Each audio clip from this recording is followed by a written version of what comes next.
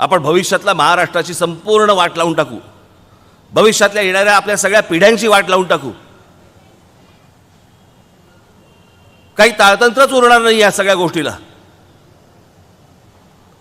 आणि मग कोणी आकारच देऊ शकत नाही, कारण सगळेच जण एकमेकांमध्ये मिसळलेले आहेत.